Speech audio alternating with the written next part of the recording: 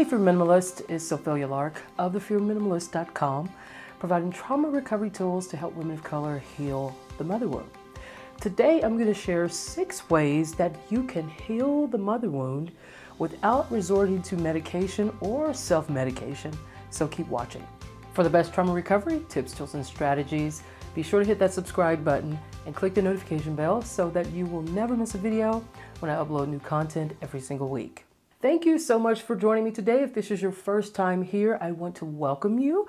I am a survivor of mother wound trauma, a licensed professional counselor, a certified clinical trauma professional, helping women of color resolve their mother wound traumas and build resilience. So when I began working with women of color with mother wound trauma, I started getting a lot of questions about whether or not they should take medication. So women would say, do you think I need to go on medication? I just don't know if therapy by itself is going to work. I think, mentally or brain-wise, something is so screwed up that there might be some chemical imbalance. Here's my disclaimer as a therapist. I'm not a medical doctor, so I cannot tell you whether or not you need medication.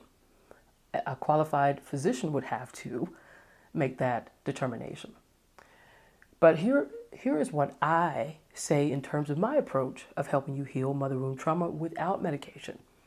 I espouse a nature-first foundation. That means that I'm going to lead with teaching you how to harness the power of natural healing methods that remind your nervous system of its ability to self-regulate, to heal itself, to calm itself, to return to a baseline of inner balance.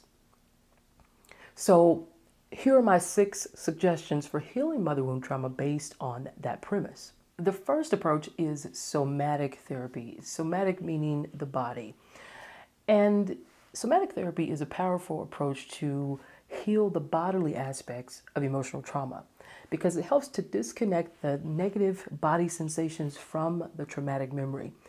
You are creating essentially more positive body experiences when you are imagining a scenario that can help you renegotiate defenses that you were not able to complete when you were younger, when you were under this threat that you couldn't escape. And so when you're able to move bodily through a scenario to renegotiate a situation that involved your body and your emotions that you couldn't necessarily overcome when you were younger, somatic therapy can help you work with the impulse to resolve a body need that helps you to feel your body mobilizing when you need to get to safety. So say, for instance, if you were under consistent threat by this authority figure, particularly we're talking about our mothers, or maybe she was going to punish you in some kind of way, and you really wanted to run or you wanted to stand up for yourself and really say what you needed to say. But of course, you couldn't do that. And so the alternative was to be quiet, take the beating, whatever the case was. And so your body got stuck in that position of not being able to run, not being able to fight. And so what a somatic therapist can help you do, one of the things that they might be able to help you do is to imagine your body mobilizing. Imagine being powered by a particular energy that helps you to run. So as you're imagining the scenario, you're bringing it up, you're saying, oh, now I'm able to run, or now I'm able to fight back, or now I'm able to throw this thing and knock the crap out of them, or whatever the response would be. And what functional imaging studies show is that imagining doing that activates the same motor network in our bodies and our brains that would be activated if we were actually doing it. So if we were actually physically performing the fighting or the running away. So the brain doesn't know the difference. All it knows is that the action is happening. And so that can be a powerful tool to help resolve those bodily aspects of emotional trauma that are stuck because you are looping on that same scenario of not being able to escape. But if you can complete those defenses of having fought back or having run away, then that can allow you to open the door to a new possibility of seeing a way to resolve the trauma. EMDR stands for eye movement desensitization and reprocessing, and it is a specific type of psychotherapy that targets traumatic memories that are associated with the physical, emotional, and psychological distress that you may be experiencing. And so, as an EMDR trained therapist myself, typically what happens is I would begin with assessing what exactly is the traumatic memory, or just to get an idea of what we're working with and what we're going to start with in terms of our target memory. And once I know that, then we move to installing what I call physio-nurturing resources. So our ability to self-regulate if we become overwhelmed during the more deeper work. So we're going to install resources that help us to self-regulate. So this could be grounding, physio-nurturing. It could be a safe place. Typically, I give people an option or many choices in terms of what they want to call that. Some people don't feel like they have a safe place. So we can call it peaceful place, restful place, calm place, whatever that place would be for you. Or we can do what we call light stream, imagining a stream, a ray of light coming down from the sky and shining through you, illuminating the light that is within you so you can see a way forward. We can imagine that, we can install those resources. Once that is done, then we move to activate the memory. And so I'll ask you to bring up that image along with the belief, the emotions, and the body sensations that are associated with that. And then I'll say, what is coming up for you? So just notice what comes. So those combined elements that I just asked you to bring up. So when you put all of those things together, what comes up for you? And you'll tell me, what's going on. And then we'll say, okay, let's start working on processing that memory along with the bodily sensations, the negative cognitions. And so we'll move into what we call bilateral stimulation. It is the sort of maneuvering of the eyes. So your eyes will follow my fingers. And it creates this electrical activity in the brain that gets both sides of the brain working together. And so that's what we mean by bilateral stimulation. It's both sides of the brain work together as you follow my hands, or you can follow taps or sounds. They have sounds, they have buzzers in your hands that you can hold, and you can feel the pulses move from one hand, alternate between the hands. Or you can, something that's called the butterfly hug. And I'm gonna touch my mic there for a second. But essentially, you want to tap into those acupressure points, those meridians, that helps to stimulate that same experience as you would do with the eye movements. And so we move into that to desensitize the fear in the body. And sometimes it takes a few go-throughs so that people can feel safe enough to then begin speaking or saying or doing what they would have wanted to do if they had the opportunity to do it when they were actually going through the traumatic event. Once you get through all of that, the goal is to get the body to a level where it feels comfortable enough to open the door to the next phase, which is the reprocessing, where you are installing essentially a new positive, more positive perspective. So it's no longer about this happened to me and I'm stuck on it and I can't seem to get past it and I don't know what I'm going to do. It's that sucked. It happened to me. It wasn't my fault. Yet I'm resilient. I'm here. I deserve love. I deserve good things because I am a good person. And then we do bilateral stimulations to continue to install that new perspective and more of thoughts associated with that new perspective. And that's pretty much EMDR. You're creating a new narrative and a new way of seeing the trauma in relation to the rest of your life by changing the pain or changing the story of the pain into a narrative of redemption. Mindfulness practice is the next approach that you can use. It is a non-judgmental approach that helps you to tap into what's going on internally and develop the emotional capacity to stick with what you're feeling, even if those feelings are somewhat uncomfortable. One of the reasons that I recommended EMDR and somatic therapy before this practice, especially when we're talking about mother wound trauma, is because often those approaches include resourcing. Building resources such as grounding, safe place, physio nurturing, things that help you to calm the body when you start to feel those strong emotional reactions arising. And mindfulness is a powerful tool, but it has the potential to re-traumatize a person who has problems with dissociation, who don't necessarily understand what it means to feel what you feel, right?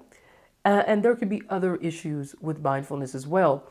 And so paying attention to the aspect of the potential to re-traumatize yourself through this practice, I always recommend that you start this with a therapist, because a therapist can track. The therapist is on the other side, and so as you are, let's say we activate that activity and you start to just think about what it is that internally, something that's going on in you, and then you just kind of allow those feelings to be there. And a person may start shaking, or they might open their eyes really quickly, and a therapist can look at that and say, "What happened?" And the person might go, I don't know. And the therapist may continue to say, "Take a breath." And the person may go, and the therapist may say, "You notice you were holding your breath?" And they may go, "No, you were holding your breath." So let's stop mindfulness, because something's being triggered here that is putting you in the opposite state that we're looking for. Mindfulness is meant to get you to where you feel, I can get through this. And I can actually do it in a relaxed body. But if it's having the opposite effect, then that's an indication that it's probably not appropriate.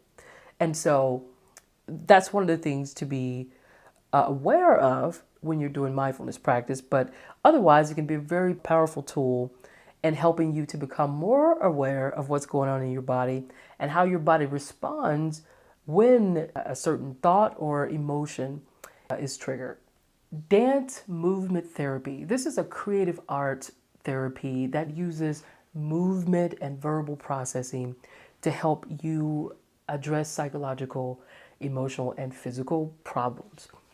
And so typically here, the therapist will kind of set the therapeutic setting. So creating some safety, establishing a good connection with you. And then she'll sort of move through this protocol of first having you sort of name and really see some of the things that are distressing to you. And then I say she, because I've had a she dance therapist, so that's probably why I say that. But then the therapist will start directing you in movement. Then you'll start mirroring the therapist in their movement. And as you're doing that, there's lots of breathing, there's lots of bodily movement, of course. There's body scanning, so you can feel, kind of what's going on in your body as you're moving. You're doing that, and the therapist is really sort of helping you. What's going on with your arm? What's happening on the left side of your head? Those kinds of questions she may ask. And then you start imagining, like, what am I thinking here? Or what are your hands doing? What are your hands holding? And she may, move into some movements with that.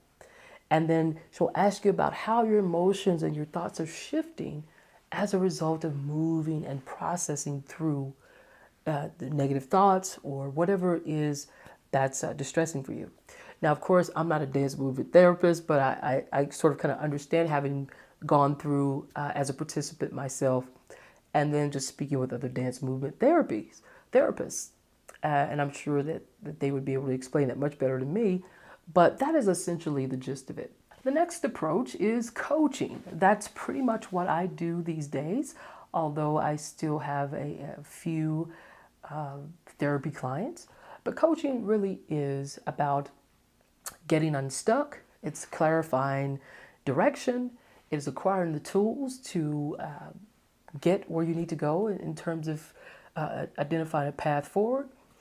And so if you are in a good place, if you're in a secure, safe place, and you're just having problems maybe around mindset issues or setting boundaries, then coaching would probably be a viable option. Now, if you notice in coaching that something is coming up where maybe you're starting to have traumatic responses to just minor infractions, maybe somebody said something or there was a look and it really created this strong emotional reaction in you, that may require a deeper look through therapy. If you have active addictions, some people don't, disclose to their coach that they're drinking a whole pack of beer a day. It's every other hour, and it's like, okay, we might need to figure that out. And it's been an ongoing thing for years. Or there might be food addictions or drug addictions. Those kinds of things cannot be addressed through a coaching modality. And so therapy or residential treatment would be indicated there. And so being honest with your coach is essential, because you can't go saying, well, coaching is not working if you're dealing with an active addiction that actually requires therapy. You have the wrong modality.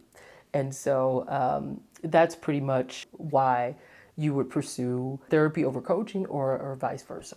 And last but not least are the healing arts.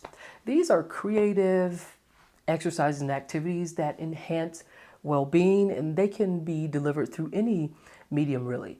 Music, art, collaging, photography, painting, drawing, writing, singing.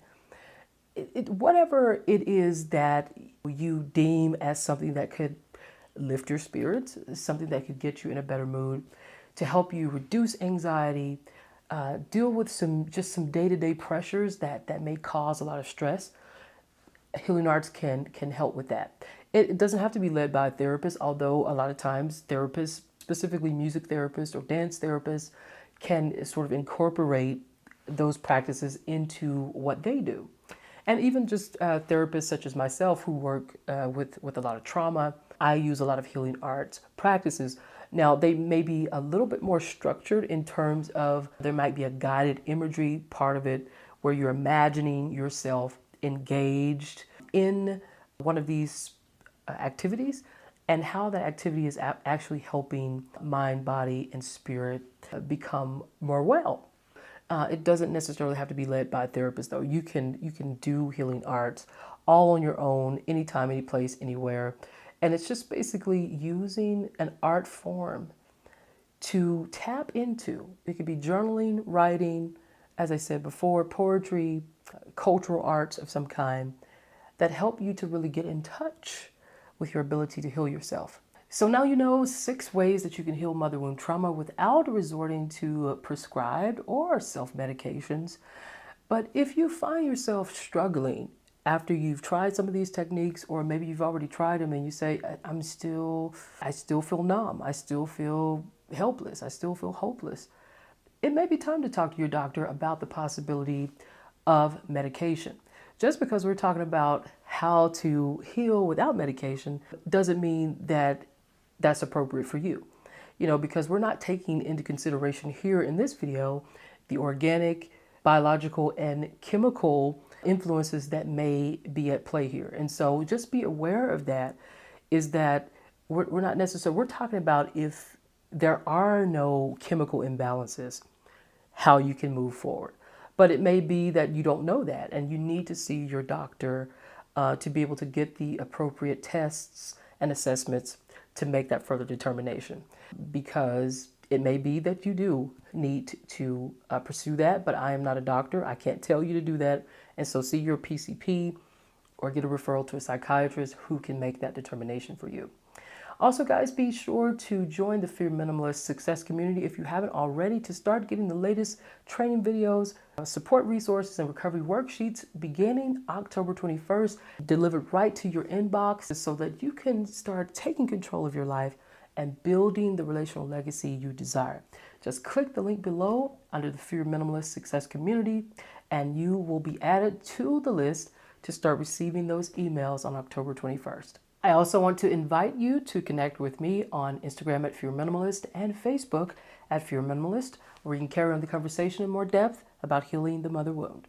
All right, that'll do it for today. Thank you so much for joining me. If you liked this video, hit the like button below, share with your friends, drop a comment below to let me know what you took away from this video. If there's anything in particular that resonated, maybe if you want to hear a little bit more on a particular strategy that I recommend, let me know in the comments. I'd be happy to oblige you in conversation.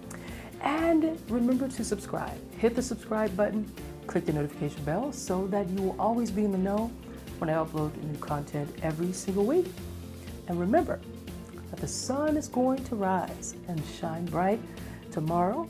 The question is, are you going to rise with it and allow your best self to shine? I hope you do, and I'll see you next time. Bye.